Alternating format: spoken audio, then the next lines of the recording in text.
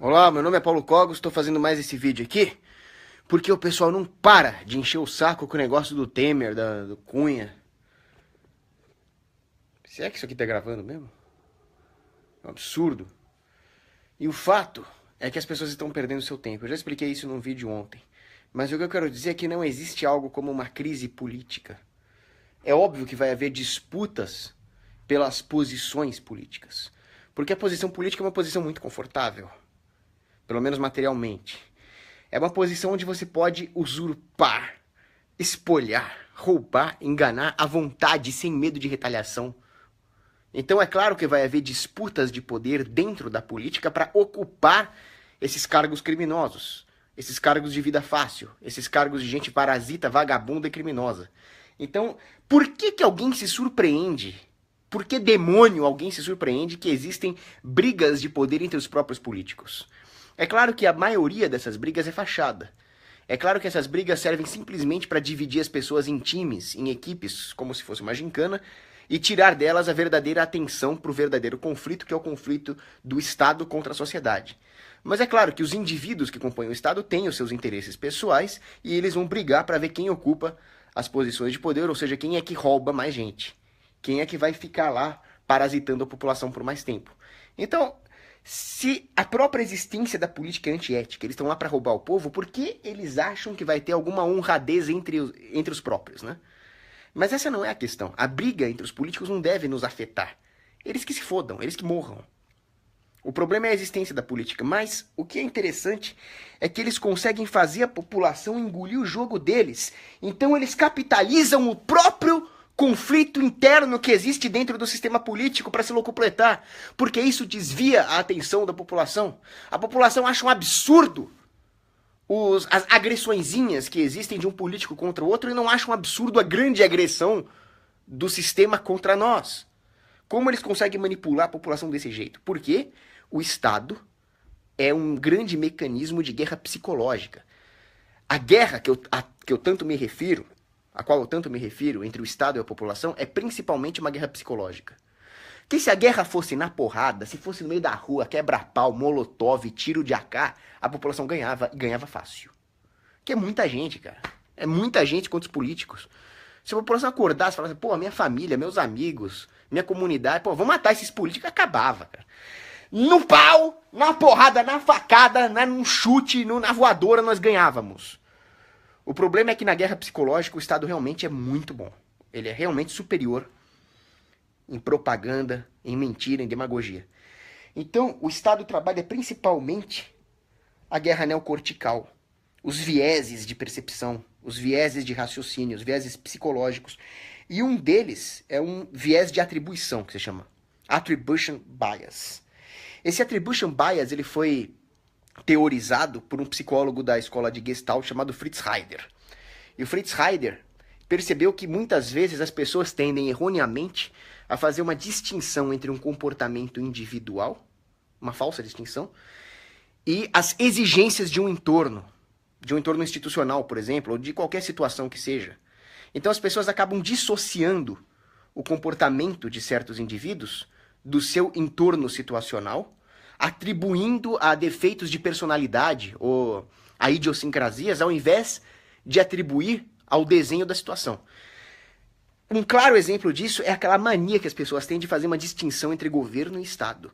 Não, é porque o Temer é assim, é porque o Cunha é assado. Temos que substituir os políticos. Que Temer, o caralho? O problema é o Estado. É claro que o Estado atrai psicopatas. É claro que esses caras que eu citei são todos bandidos. Mas isso é o que o Estado atrai. Isso é o incentivo que o Estado desenha. Então não adianta você falar, não adianta você chegar e achar que aquela específica prostituta daquele bordel é uma mulher promíscua. De fato, ela é. Mas o problema não é que aquela moça ali é promíscua. O problema é que aquilo é um bordel. Então é claro que as moças que lá trabalham são todas promíscuas. Porque aquilo é um puteiro. Aquilo é um bordel. O que você espera? Né? Porra. Então, é claro que os políticos são todos uns safados, mas o que você espera da política? O que você espera do Estado? Então não existe essa distinção entre governo e Estado. O governo é um sintoma e o Estado é a doença. É falsa a distinção entre governo e Estado. O governo é o que você pode esperar do desenho institucional estatal. Um governo é o que você pode esperar é o acidente da essência que é o Estado. Não caia no attribution bias. Não, então o problema é o político XYZ, o problema é o político fulano. Se trocar, dá tudo certo. Não dá tudo certo porra nenhuma porque o Estado continua. Fritz Heider, pesquisa esse cara. Então o Estado continua explorando esse bias para fazer as pessoas acharem que a culpa é desse governo. E quando as pessoas acham que a culpa é desse governo ou desse parlamentar, elas começam a brigar entre si. Você votou nele, é você que votou no outro. Porra, parem com isso, cara. Olha aí o problema de votar também, né?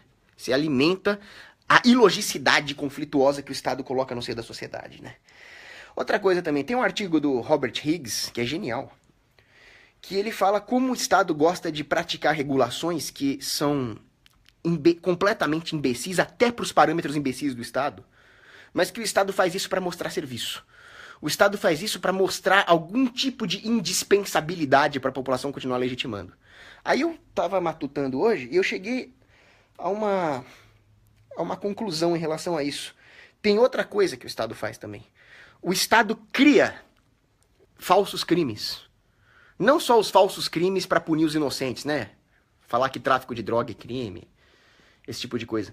Mas o Estado acaba trabalhando a população, trabalhando a mentalidade coletiva, para achar que os piores crimes que existem são crimes cometidos pelos políticos contra o Estado. Corrupção, né? Peculato, desvio de verba. É claro que isso sempre vai surgir toda vez que houver algum arranjo ilógico como é o Estado, toda vez que nós relativizarmos a propriedade privada. E eu já fiz um vídeo dizendo que a corrupção não é uma coisa ruim. A corrupção acaba surgindo com o Estado, mas ela é um sintoma do que restou de humanidade, não um sintoma da doença estatal. O que é doentio mesmo é obedecer cegamente ao Estado. Mas aí que tá, quando o Estado capitaliza esse tipo de coisa, ele acaba se alimentando. Então, olha, tem um político roubando ali, tem um político desviando recursos aqui, a população fica atônita. Porque, no final das contas, a população só percebe aquilo que a mídia quer que ela perceba. Teve um latrocínio outro dia, num ferro velho, ninguém falou nada, nem eu sei o nome do cara que foi morto. Porra, latrocínio é o que nós devíamos estar falando, a população não está falando.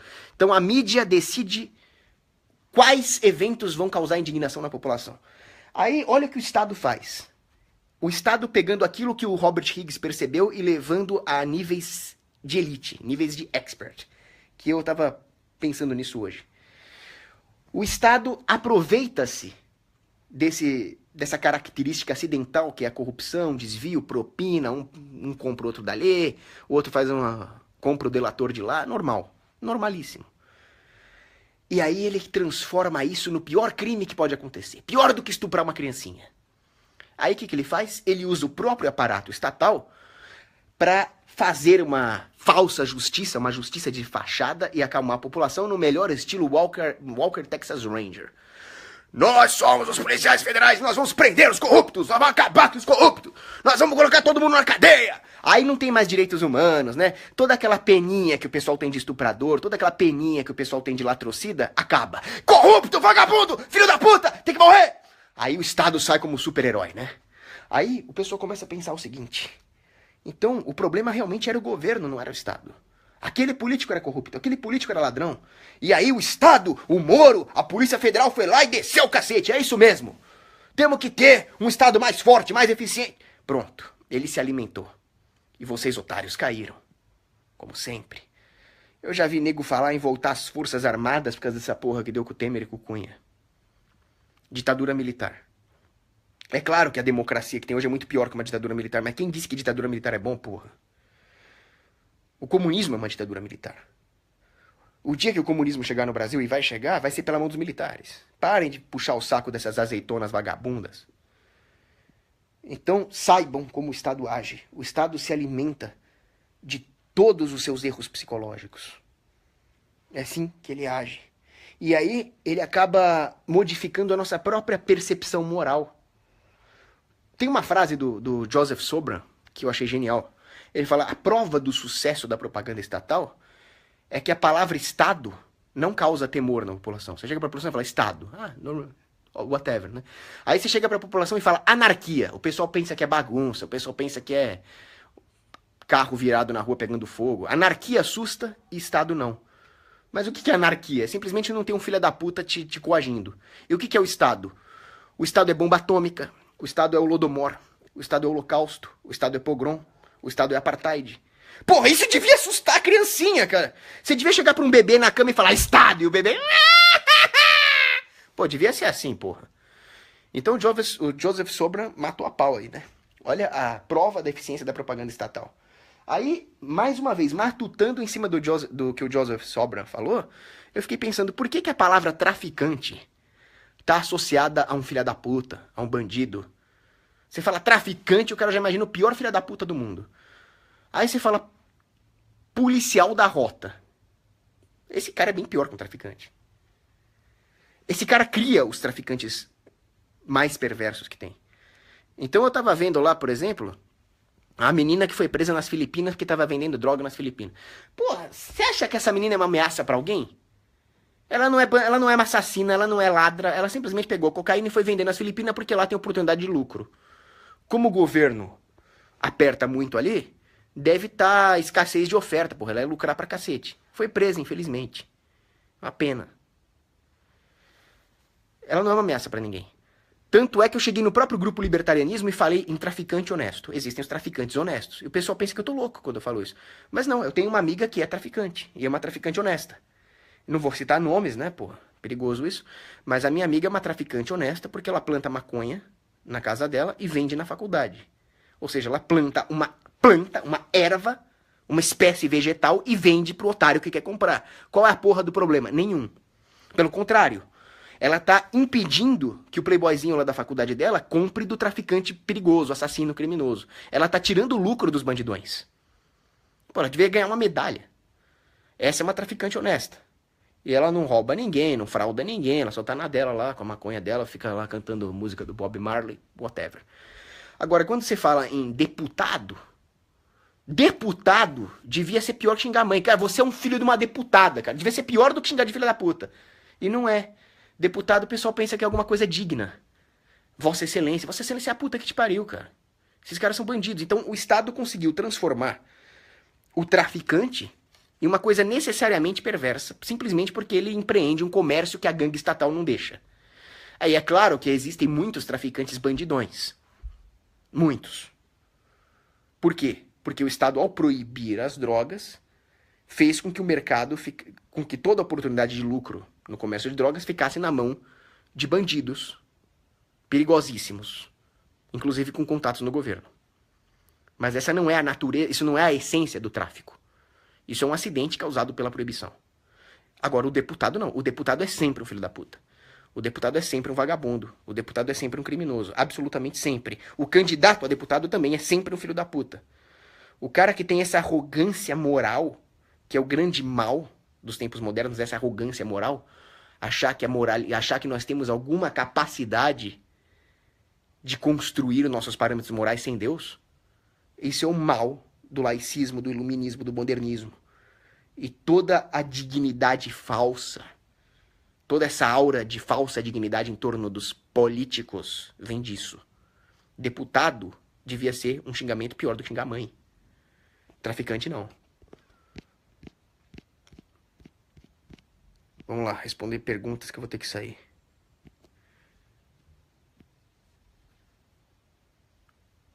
O João Vitor pergunta o seguinte: se a política é uma crise, como se explica a política nos países nórdicos, que parece ser boa? Exatamente. Essa é a maior crise de todas. Os países nórdicos são a sociedade mais doente que existe. Graças a Deus que o Brasil não tem políticos nórdicos, tem políticos brasileiros. É saudável que nós tenhamos políticos como Cunha, como outro cara que leva amante lá de helicóptero. Isso é saudável. Agora, na Suécia, não.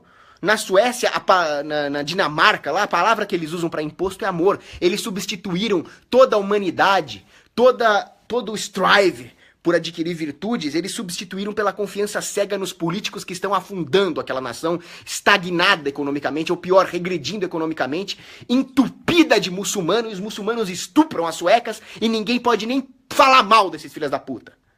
É isso que os politiquinhos respeitáveis conseguiram nos países nórdicos. Eles conseguiram transformar a profissão mais filha da puta que existe, a ocupação mais nojenta e demoníaca que existe, que é o político, tá na Bíblia que o anticristo vai vir desse meio, em algo respeitável. Eles não são respeitáveis. O que é aterrador é respeitar uma figura que jamais seria respeitável. Portanto, é honesto, é transparente que um político coloque o sobrinho como assessor de gabinete ganhando 50 mil por mês sem concurso. Isso é saudável. O que não é saudável é o político ir trabalhar de bicicleta. Por isso que o Brasil tem chance, a Suécia não. Vamos lá.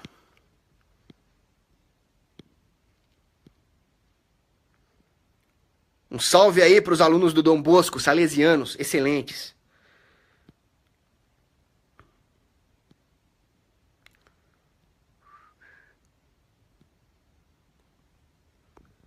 Cara, para de falar mal da minha camiseta porque ela é vermelha. Que mania de achar que tudo que é vermelho é comunista.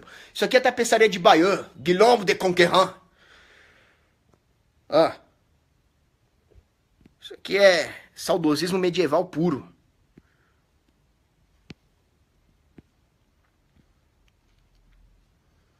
Leônidas Leão fez um excelente comentário aqui. O Estado moderno é um estado de insanidade mental. E não é deles, é nosso, que legitima essa merda. Eles sempre foram psicopatas, sádicos, né? Mas nós estamos com uma síndrome de Estocolmo. Aliás, a palavra síndrome de Estocolmo nunca fez tanto sentido, né? Na história da humanidade.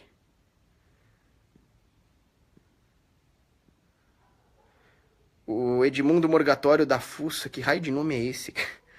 Fala para eu comentar sobre a relação entre praxeologia e escolástica. Cara, isso é um assunto gigantesco. O que eu posso dizer é que as primeiras aferições econômicas com alguma base praxeológica vieram dos autores escolásticos. São Bernardino de Siena, por exemplo.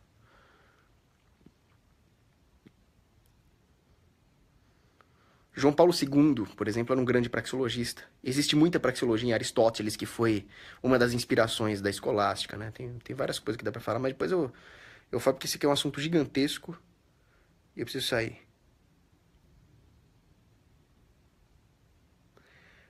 Luan Lucas, você tá errado. A política é necessariamente coercitiva, fraudulenta. Um líder aceito voluntariamente não tá fazendo política. Ele tá fazendo uma liderança. E geralmente essa liderança tende a ser cada vez menor à medida que as pessoas vão substituindo o risco moral dessa liderança por outras soluções. Isso não é política. Justamente quando ela tem componentes políticos, que é quando ela está legitimando aquilo que é ilegítimo, é que começa a haver risco moral no escopo que ele se propõe. Então, por exemplo, num condomínio, né? O cara que simplesmente vai tomar decisões condominiais que tem que ser tomadas não está praticando política, ele está praticando administração condominial. A hora que ele começa a querer dar um jeitinho, favorecer um aqui, desviar, aí já começa a ser político. Político é uma coisa, então, prejudicial, em detrimento da boa administração. A política é o contrário da boa administração, da ética, da técnica. É a negação da ética e da técnica. Felipe Oliveira Paiva, como você vê os nórdicos em um futuro próximo? Allahu Akbar! Infelizmente.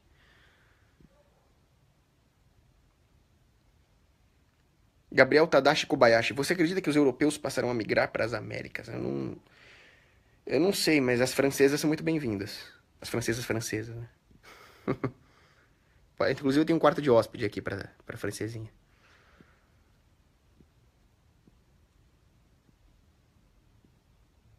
Tô pulando um monte aqui, eu tenho que sair. Tô meio apressado.